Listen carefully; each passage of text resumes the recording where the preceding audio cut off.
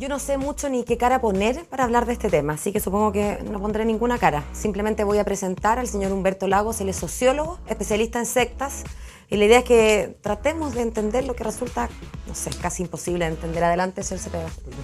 Señor Lagos, digo. Hola. ¿Cómo le va? ¿Qué hubo? Hola. Me va bien, pero no me va bien hablar de estas cosas. Sí, o más bien no me va bien que ocurran estas cosas. Claro. Siempre es muy complejo, particularmente cuando está de por medio la vida, el sacrificio ritual de un niño. Yo no recuerdo haber escuchado esto, claro, salvo en alguna quizás película, claro, que ni siquiera me acuerdo, pero no tengo registro. ¿A usted le suena? Usted que, bueno, es especialista, claro, ¿había escuchado barbaridades semejantes? Sí, naturalmente, pero nunca se habla de niños sacrificados, salvo en casos como los suicidios colectivos que llevaron adelante algunas sectas, especialmente famosas, al fin del milenio.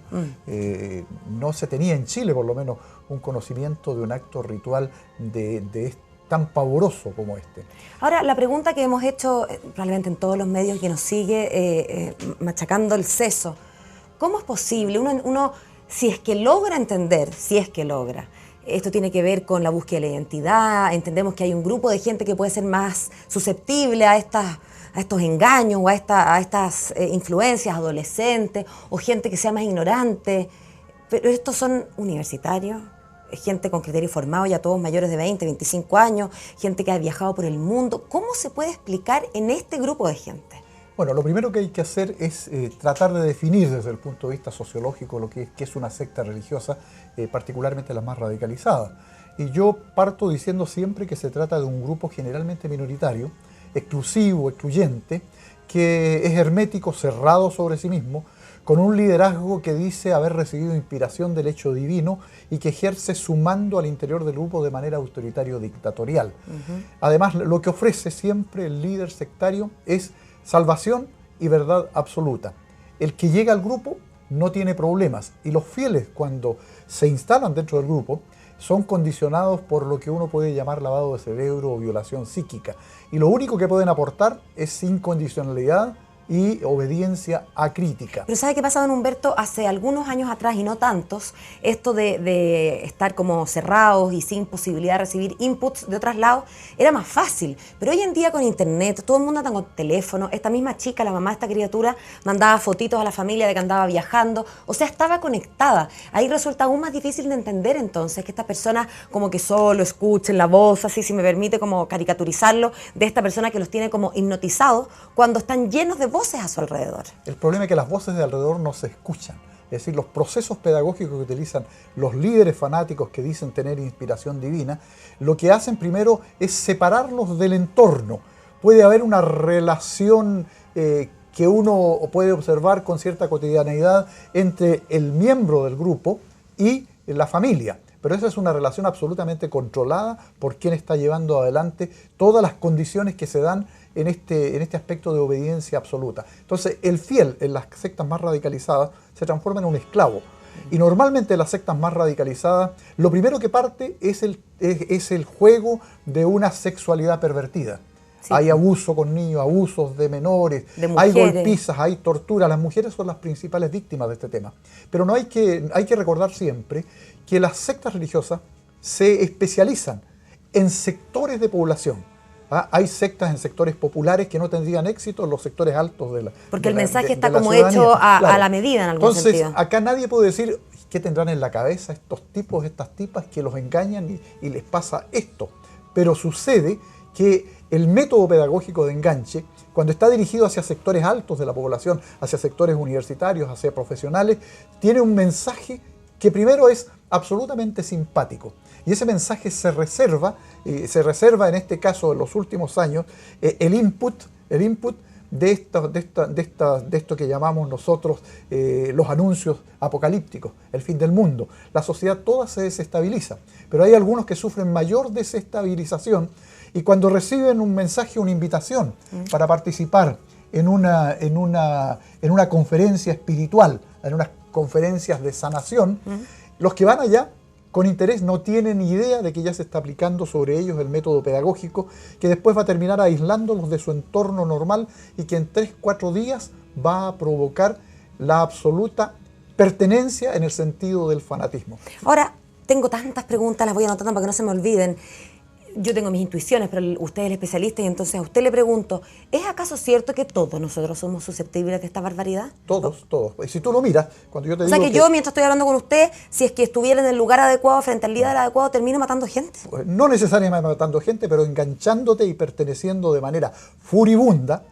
Bueno, pero si es de manera furibunda, claro, estoy susceptible a que el líder me diga A y yo A, bueno, mato. Y eso es lo que pasa.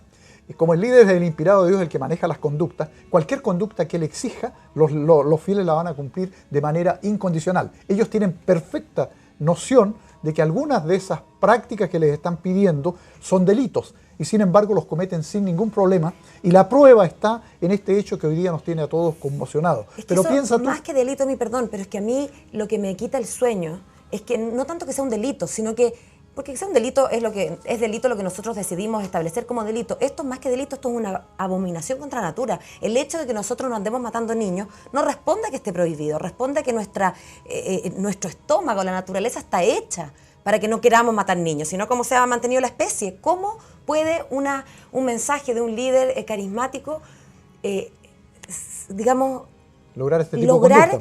Pero ya tiene que ver con la química, la oxitocina liberada después del parto. ¿Cómo es posible? Yo que he estudiado durante muchos años el tema, que he analizado numerosas sectas, que he ayudado a gente que estaba dentro de las sectas a romper con la pertenencia, porque hay métodos que uno puede aplicar.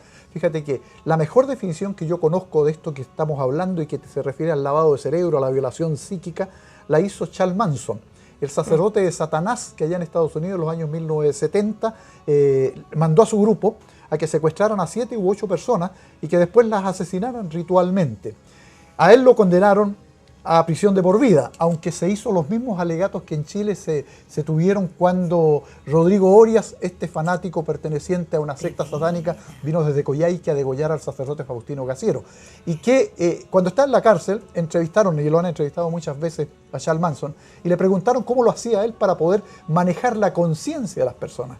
Y él decía más o menos lo siguiente: a mí, démen a no importa quién, déjenme que yo sea el que lo concientice durante pocos días y yo haré con él no importa qué. Y lo probó. Y está probado, por ejemplo, los suicidios colectivos. ¿Qué pasa en la conciencia colectiva cuando el líder decide que es el momento de trascender? No lo llaman suicidio, ellos lo llaman trascendencia. Y todos los fieles, sin autocrítica ni crítica alguna, adoptan esa conducta porque se los está diciendo el enviado de Dios. Ahora, nuestros ordenamientos jurídicos y nuestros ordenamientos también morales y éticos se basan en buena parte en que los adultos somos capaces de discernir y distinguir entre el bien y el mal, ¿no es verdad? Si no, no podría haber juicio, no podría haber condenas morales ni siquiera. ¿Dónde quedan estas distinciones del bien y el mal y dónde queda la responsabilidad de nosotros los adultos cuando simplemente uno podría echarle la culpa, es que el es tan carismático que me obligó? ¿Dónde quedan esas distinciones? El tema tiene que ver con el aprendizaje de los niños, con las fórmulas pedagógicas que se utilizan para hacerlos reconocer estas diferencias básicas entre bien y mal, para inscribirse dentro del conocimiento de lo que la sociedad autoriza como comportamiento deseable para permitir la convivencia en paz, pero también recibir la información sobre aquello que atenta contra la vida, que atenta contra la dignidad de las personas y que puede ser pasible de sanción. Pero cuando hay pertenencia fanática a grupos como estos que estamos describiendo, a ellos les importa un rábano el tema de las normas que tenga la sociedad.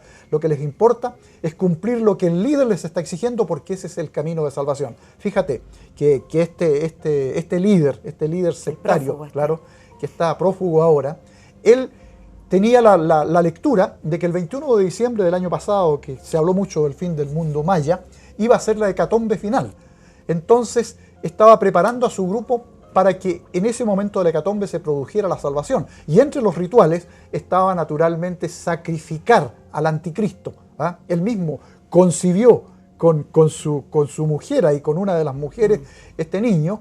Sin embargo, para él ese era el anticristo, porque como él era el ser divino, no podía procrear. Entonces tenía prácticas aberrantes. Pero en este tema de esos comportamientos de este tipo, él decía que se producía la hecatombe final el 21 de diciembre y todos sus seguidores estaban convencidos de ello, pero que además los únicos que se iban a salvar eran ellos, su grupo, encabezado en este caso por Ramón Castillo, y los 144.000 que aparecen citados dentro del libro del Apocalipsis de la Biblia, o sea, los sincretismos que realizan, y lo que hacen es sembrar el terror.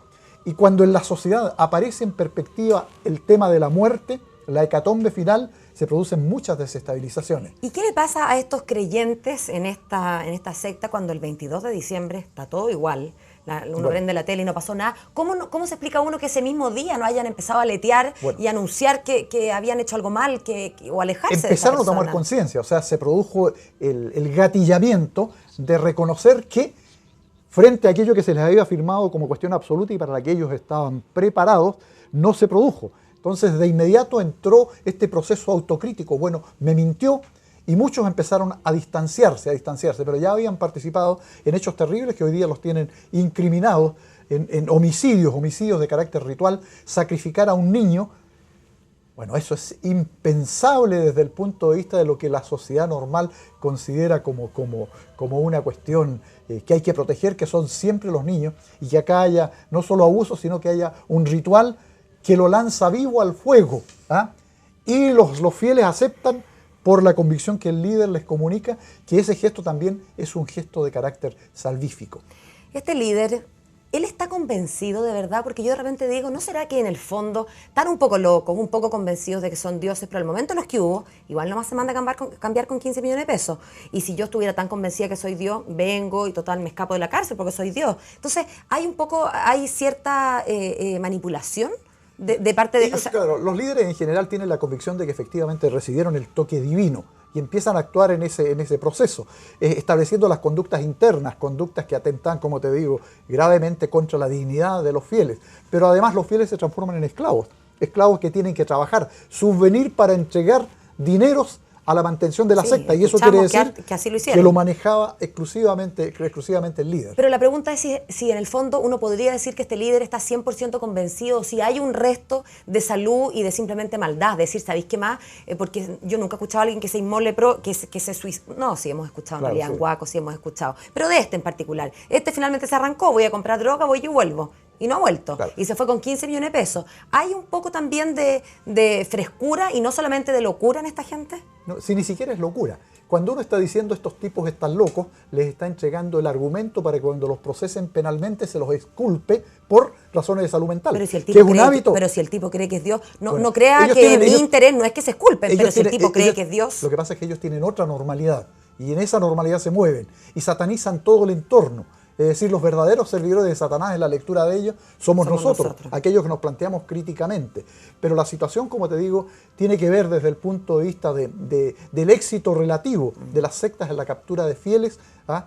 ¿Qué problemas tengo yo previos que me llevan a buscar certezas en un grupo de estos? ¿O qué situaciones hay en el entorno que me provocan inseguridades? Y cuando uno llega a este lugar donde está el líder, él dice, bueno, aquí se resolvieron todos sus problemas. Aquí van a encontrar la solución. Todo. Y a propósito de la comprensión crítica y de cómo el medio ayuda a generar estas sensaciones de inseguridad o de miedo, ¿cuánto contribuyen, cree usted, nosotros, cuánto contribuimos los medios? Yo me acuerdo el año pasado programas que se dedicaban 4 horas completas a hablar de los mayas, de la conjunción de las estrellas y de no sé qué otra casualidad, bueno, en fin, del apocalipsis como tema, y le dieron durísimo en la tele, tanto tiempo. Yo me pregunto hasta qué punto estamos siendo nosotros responsables y hasta qué punto somos, obviamente no culpables, pero sí coadyuvantes en preparar la cabeza de estas personas susceptibles. En crear procesos de inestabilidad. Sí. Pero también uno observa que los medios de comunicación, aparte de exponer las realidades que se están dando, porque dan cuenta de qué es lo que pasa, por ejemplo, en Centroamérica con el fin del mundo maya, qué es lo que pasa en Chile, cuáles son las lecturas, siempre se lleva a personas que van a racionalizar el tema. Yo cada vez que iba a un programa de televisión, particularmente decía, le están levantando falso testimonio a los mayas. Ellos jamás dijeron que el 21 de diciembre iba a ser el fin del mundo. Ellos vivían su historia cíclicamente. Eso y un ciclo termina el 21 de diciembre y comienza otro. Y no es un ciclo vital, sino que es un ciclo... Y no les mientan a la gente. Claro, pero eso...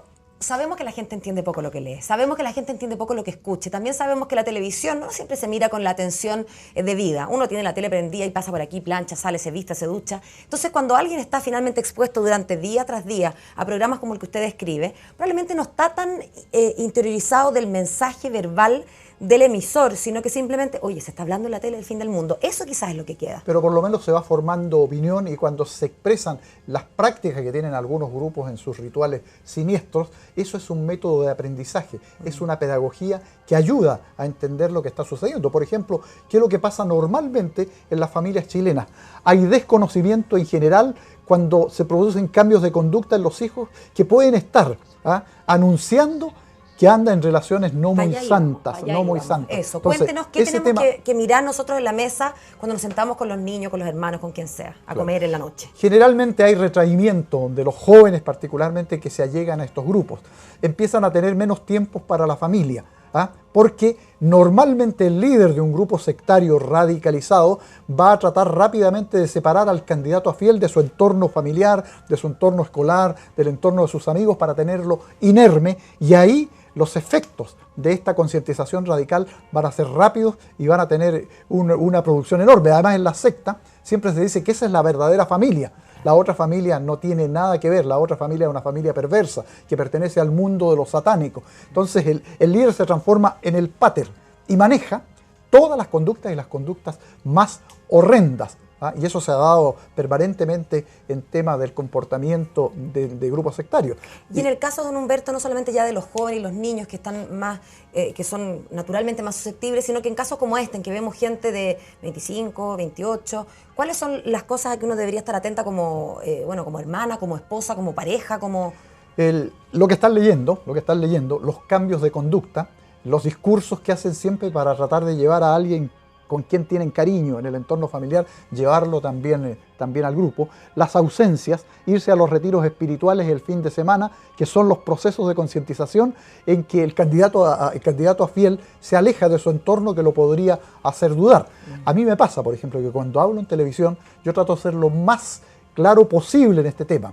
Les digo generalmente a las personas, aquello que internalizaron como una verdad absoluta no es tal, los están engañando, los están tratando de manera indigna. Y yo me encuentro frecuentemente con personas que estuvieron militando en sectas radicalizadas, que me ven, se acercan y me dicen: gracias a que usted dijo tal cosa en tal parte, yo volví a retomar conciencia crítica de lo que me estaba pasando. Y sentí vergüenza de mí mismo, porque la condición en que estaba era la condición de una esclava o de un esclavo. Claro, en ese sentido quizás uno debería hablar de estas cosas más a menudo, porque solo lo hablamos, ¿no es cierto?, sale el tema cuando nos encontramos con una cosa terrible, claro. Y quizás si uno, no sé, pues de tarde en cuando hablara de estas cosas, fíjate, la gente... Fíjate una cosa más, Paola. Normalmente la mayor actividad de las sectas, el mayor éxito relativo se produce cuando hay datas calendarias complicadas, fin del milenio, el apocalipsis. Claro. Cuando pasan cometas, pasó el Hale-Bopp, pasó el cometa Halley en los últimos 30 años previos al término del milenio. Se cuelgan de esto. Ahora viene un cometa que va a estar aquí visible en diciembre. Preparémonos para que grupos radicalizados de carácter religioso adopten conductas que podían llegar incluso al suicidio colectivo. Oiga, lo quiero invitar a que veamos una encuesta y que usted sea el primer ciudadano que responda. A ver si puedo. Mire, seguro que puede, si es una opinión meramente. Vamos a bajarlo un poquito porque yo no me la sé de memoria. O la leo de aquí. ¿Cuál cree usted que fue la noticia de la semana? Bueno, vamos a ver. Primero, la demanda de Bolivia ante la Haya, que pide sí o sí soberanía. Segundo, el complicado momento para Goldborn a raíz del fallo contra Cencosud cuando él estaba en la gerencia general. Tercero, el escándalo en el INE por las cifras del censo. Impresentable. Y cuarto, la secta de Coyihuay que sacrificó a una guaguita. Obviamente la secta de Coyihuay que sacrificó a una guagua, y en segundo lugar el escándalo del INE por las cifras del censo, que son impresentables. Yo las critiqué cuando aparecieron los primeros datos porque me daba cuenta que los elementos técnicos que usaron no se condecían con la verdad que estaban revelando numerosas encuestas. Y las encuestas, cuando son coincidentes, obviamente están indicando que hubo una falla en la instrumentación de este censo. Vamos a ver qué dice la gente. La demanda de Bolivia ante la Haya parece que no están ni ahí con la demanda. Casi 6,5% considera que está la noticia de la semana. Sí, yo concuerdo, porque tanto que amenazaron que ya como que no era muy noticioso. El complicado momento para Goldborn a raíz de este fallo contra Cencosud fue casi el 16,5%. El escándalo del INE, fíjate, yo concuerdo con usted que es una tremenda noticia, pero parece que la gente no le toma el peso, porque solo un 6,5%. Y claro, casi el 71% considera que la noticia es la secta de Coyihuay, claro, obviamente, si es que es una noticia, más allá de si tiene trascendencia para el destino del país, pero... Sacrificar la inocencia, lo más No. inocente que tenemos sacrificado brutalmente. Es una noticia que yo cada vez que la escucho y cada vez que lo escuchaba a usted, a mí literalmente se me produce algo en el ombligo, pero literalmente, no es como cuando uno dice, ay, manera de decir no. Y a mí me pasa a mí, le pasará a mucha gente. Quiero agradecerle, señor Lagos, que haya venido a tratar de darnos luces sobre fenómenos que resultan tan difíciles de entender, pero a la vez tan necesarios. Pero conversar contigo siempre resulta grato. Muchas Además gracias, tienes la mala costumbre de hacer preguntas inteligentes y provocadoras. Y eso es una muy buena pedagogía. Qué bueno que le haya gustado entonces venir a Terra. No será la última vez. Que esté muy bien. Gracias, muy amable.